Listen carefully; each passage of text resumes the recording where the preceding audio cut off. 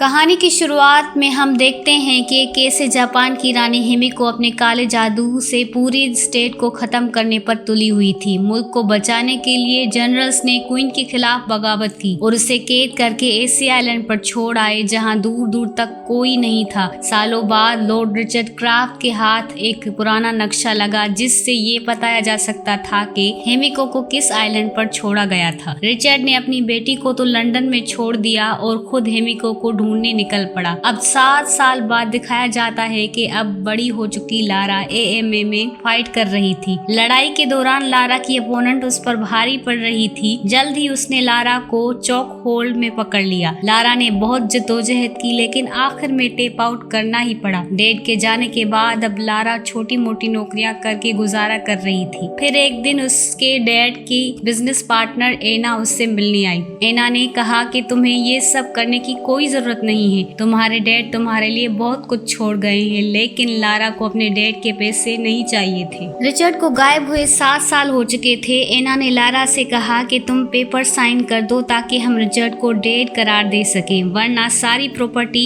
बिक जाएगी और तुम्हारे हाथ कुछ भी नहीं आएगा। उस शाम लारा अपने डैड के बारे में सोचने लगी। जाने से पहले रिचर्ड ने लारा को एक नेकलेस दिया था जो लारा के मॉम का था। रिचर्ड ने कहा कि अगर इस नेकलेस को हाथ में पकड़कर किसी इंसान को याद करो तो उससे पता चल जाता है कि उसे याद किया जा रहा है। अगले दिन लारा क्राफ्ट होल्डिंग की बिल्डिंग में गई। रिचर्ड को मरा हुआ करार करने के पेपर्स पर साइन करने से पहले रिचर्ड के लॉयर ने एक पजल जिसका नाम काराकोरी है लारा को दी। लारा ने वो पजल ली और उसे सॉल्व करते ही उसे छुपा हुआ लेटर और एक चाबी मिली। उस लेटर में लिखा हुआ था, मेरी आखिरी जगह का पहला लफ्ज। लारा फौरन उसका मतलब समझ गई और वहीं पर अपने डैड की कब्र पर गई। उसने कब्र पर अपने डैड के नाम का पहला लेटर आर दबाया, जिसके बाद चाबी लगाने की एक जगह मिली। लारा ने जैसे ही वहां पर चाबी लगाकर घुमाई तो कब्र के दूसरी तरफ एक दरवाजा खुल गया, जहां रिचर्ड के सीक्रेट ऑफिस था। वहां लारा को फेक पासपोर्ट, एक वीडियो कैमरा मिला जिसमें रिचर्ड का एक मैसेज था। रिचर्ड ने बताया था कि कैसे उसकी वाइफ की मौत के बाद रिचर्ड ने अपनी वाइफ से दूसरी दुनिया में दोबारा मिलने के लिए रास्ता निकाला। इसलिए उसने प्रोजेक्ट हिमिको पर काम किया और चाहता था कि लारा प्रोजेक्ट हिमिको की पूरी रिसर्च को जला दे, क्योंकि अगर ये रिसर्च गलत हाथों में पड़ गई तो हंगामा हो जाएगा। वहाँ पर एक बॉक्स था जिस पर हिमिको लिखा हुआ था। उसने उसको जलाने के बजाय उसे खोल कर देखा और पढ़ा। उसने इस आइलैंड जहाँ हिमिको को रखा हुआ था, उस आइलैंड यामाटाई के बारे में पढ़ा। लारा को पता चला कि रिचर्ड यामाटाई ही जा रहा था। जो कप्तान उसे वहाँ जहाज पर ले जाने वाला था उसके बारे में भी पता चला। लारा ने अपने डैड की डेड पेपर्स साइन नहीं किए थे, इसलिए उसको पैसे नहीं मिले, तो उसने वो नेकलेस बेच दिया और जो मिला उससे वो हांगकांग पहुंच गई, जहां पर लारा जहाज के कैप्टन को ढूंढने लगी और कुछ लड़कों ने उसका बैग छीन लिया। लारा ने उनका पीछा किया, उन्हें पकड़ने लगी। वो लड़के एक बोट पर चढ़ गए और जैसे ही उतरे लारा ने एक को पकड़ लिया और उसने अपना बैग लिया। अब एक लड़का उस पर हमला कर रहा था तो वो हुक से झूलते हुए दूसरी तरफ पहुंच गई। तभी उस जहाज का एंड्योरेंस दिख गया जिसे वो ढूंढ रही थी। तभी लड़कों ने लारा को घेर लिया और जहाज के कैप्टन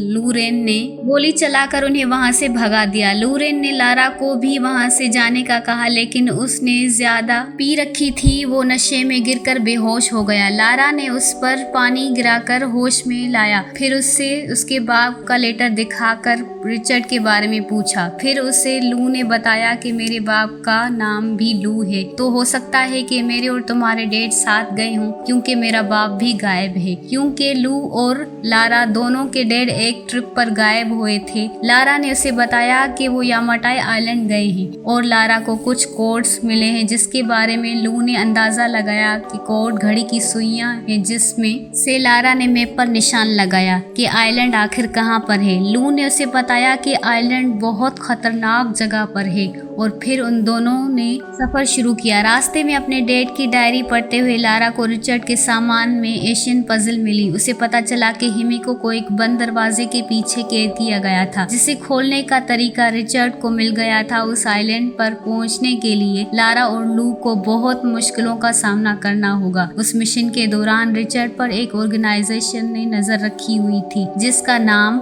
ऑर्डर ऑफ ट्रिनिटी है।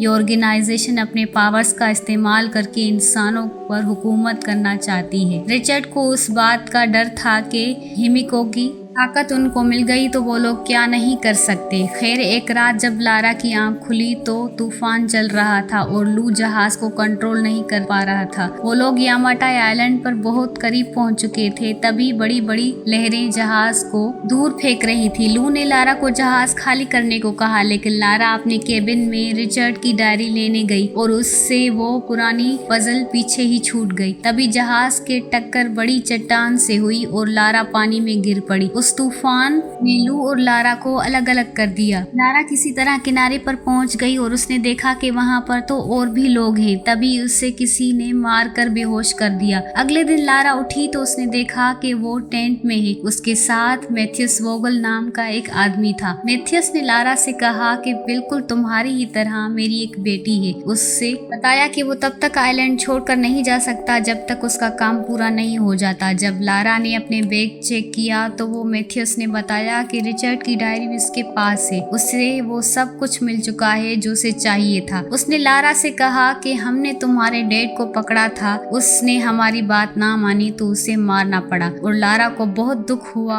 उसके डैड अब नहीं रहे थे। और जब लारा बाहर निकली तो उसने देखा कि कुछ लोग पहाड़ों को बॉम्ब धमाकों से गिराने की कोशिश कर रहे हैं। जब लारा को बंदी बनाकर ले जाया जा रहा था तो उसने देखा कि लू को भी कैद कर लिया गया है और वो लोग जबरदस्ती उससे काम करवा रहे हैं। तभी मैथ्यूस ने ऑर्डर दिए कि सभी लोग यहाँ से चलने वाले हैं। रास्ते में लू ने लारा को बताया कि यहाँ पर काम करने वाले ज्यादातर वर्कर्स या तो एक मछुआरे हैं या तो वो जिनके जहाज डूब गए होंगे तभी यहाँ आए होंगे, या तो ऐसे लोग जो उन स्मगलर के जाल में फंस गए हैं। लारा ने लू को बताया कि मैथ्यूस ने मेरे डैड को मार दिया है और तभी लू को पकड़ से पता चला कि उसके बाप को भी मार दिया गया है। लारा ने लू से माफी मांगी कि तुम ही मेरी वजह से इस खतरे पर आए हो। रिचर्ड की डायरी से मैथ्यूस को हिमिको टोम की एंट्रेंस मिल गई और सभी वर्कर्स लारा और लू भी एंट्रेंस के रास्ते को साफ करने लग गए। तभी एक बूढ़ा आदमी कमजोरी से गिर पड़ा, लेकिन एक गार्ड ने उससे कहा कि उठो और काम करो। लारा और लू उसकी साइड लेने लगे, गार्ड से बहस करने लगे। तभी मैथ्यूस पीछे से आया और उस बूढ़े आदमी को गोली मार दी। लू ने किसी तरह औजार उठाकर गार्ड को दे मारा ताकि लारा को वहां से बचने का मौका मिल जाए। जैसे ही लारा भागी तो एक आदमी उस पर गोली चला रहा था, लेकिन लू ने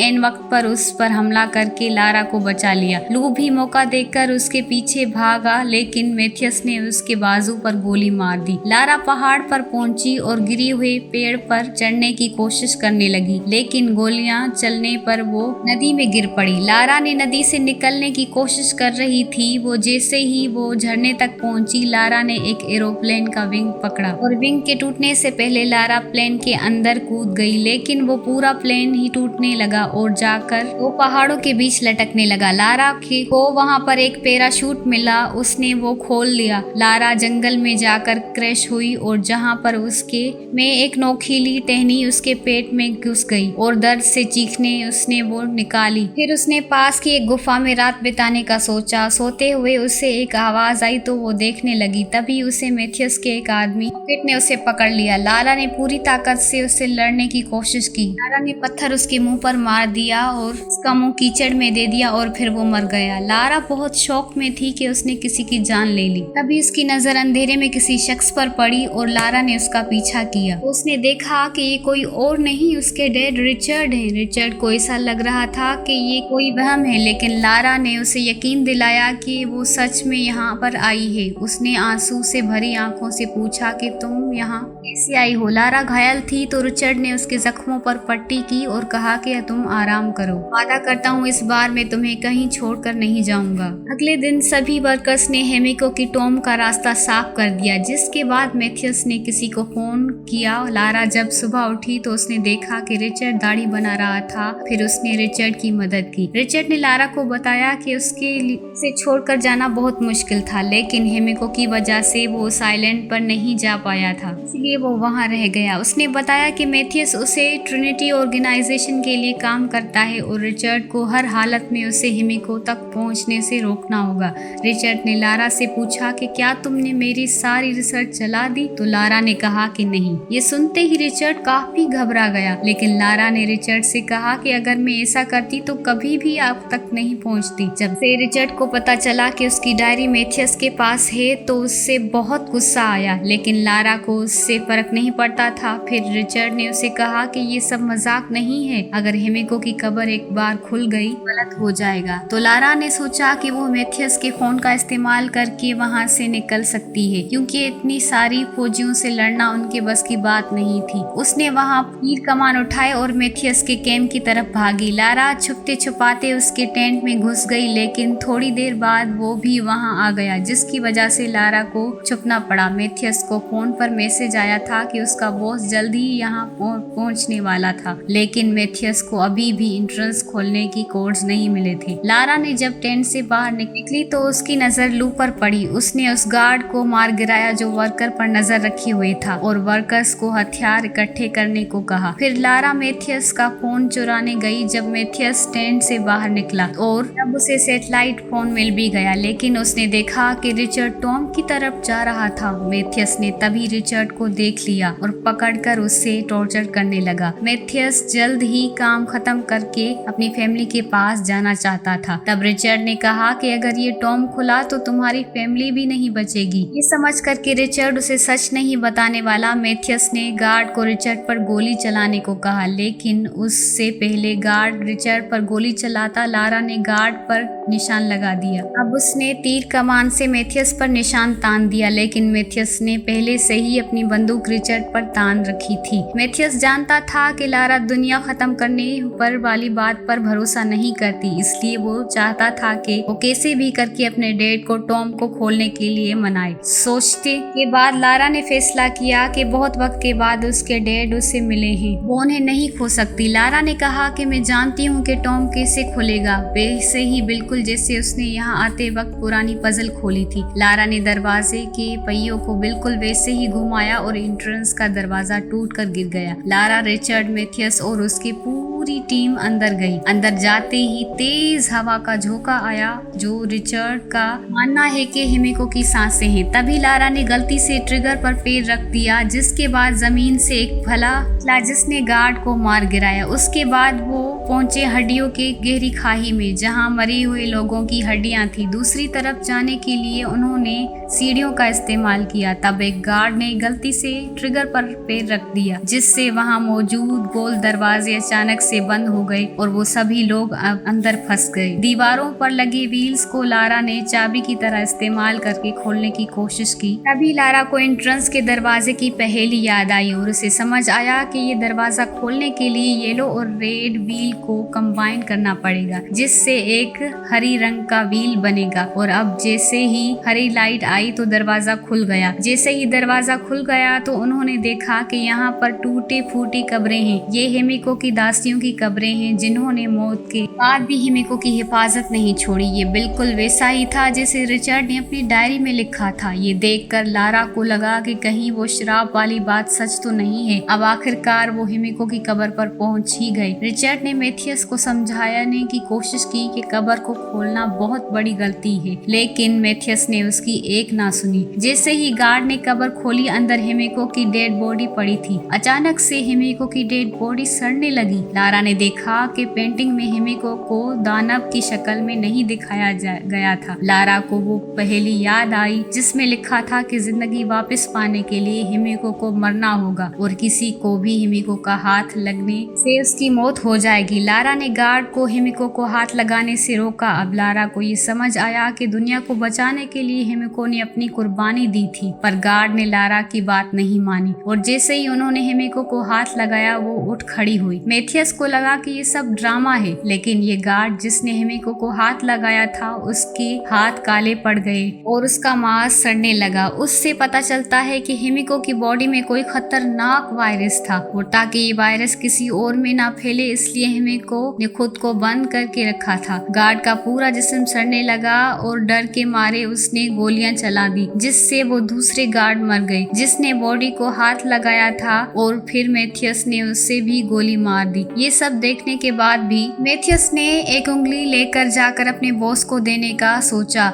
लारा ने कुल्हाड़ी उठाई और आखिरी गार्ड पर हमला किया। तभी रिचर्ड ने मरे हुए गार्ड की गन उठाकर मैथियस की टांग पर गोली मारी और उसे घायल कर दिया, और उस गार्ड ने लारा का पीछा किया। जब वो बाहर की तरफ भाग रही थी, रिचर्ड किसी भी तरह हेमिको की उंगली यहाँ से बाहर नहीं ले जाने देगा, क्योंकि ऐसा करने से वायरस पूरी दुनिया में फैल जाएगा। मैथियस रिचर्ड पर गोलियां चलाने लगा और जल्द ही उससे गन खाली हो गई। तभी इन्फेक्टेड गार्ड में से एक उठा और उसने रिचर्ड पर हमला किया। तभी रिचर्ड का ध्यान वहां से भटकते ही मैथियस वहां से भाग गया। रिचर्ड ने गार्ड को गोली मार दी, लेकिन अब उसने रिचर्ड को छू लिया था, जिसका मतलब ये कि अब रिचर्ड भी वायरस आ चुका है। रिचर्ड ने अपने बाजू पर पट्टी बांध दी ताकि वायरस धीरे धीरे से फैले। वहीं लारा दासियों की कब्र में छुप गई, लेकिन उसका पैर एक हड्डी पर आ गया, जिसकी आवाज से गार्ड ने उसे ढूंढ लिया। अब उन दोनों के वजन से कब्र टूट गई और लारा गिरकर एक कमरे में पहुंच गई। उसी के साथ गार्ड भी गिर गया था। तभी वहां लारा को एक ट्रिगर दिखा, वो उस पर चढ़ गई, जिसके बाद बहुत सी लकड़ियों के टुकड़े उन पर बरसने लगे, जिसमें से एक गार्ड पर गिरी और वो वहीं मर गया। जल्द ही लारा हेमिको की टॉम में वापस आई, लेकिन रिचर्ड ने उसे दूर रहने को कहा। उसने लारा को मैथियस को रोकने को कहा और तब तक वो हेमिको की टॉम में आग लगा देगा। लारा रिचर्ड को बचाना चाहती थी, लेकिन रिचर्ड अपनी मौत तस्लीम कर चुका था। लारा ने हथियार उठाया और आखिर बार एक अपने डैड को अलविदा कहा। तभी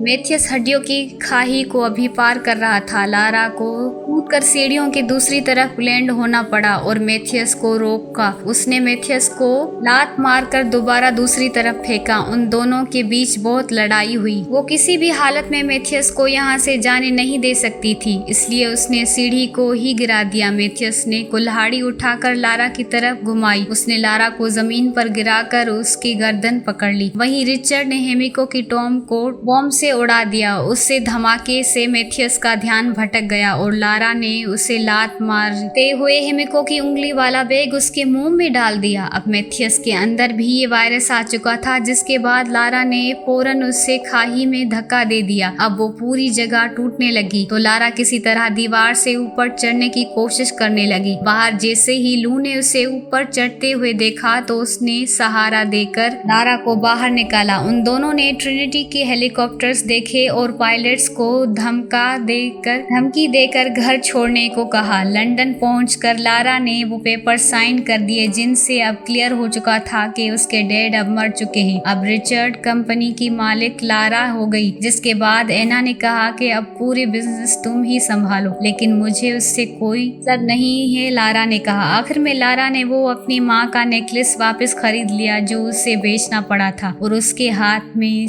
वो नेकलेस लेकर अपने मॉम डैड को याद करने लगी। यहीं पर इस कहानी का इख्तिताम हुआ।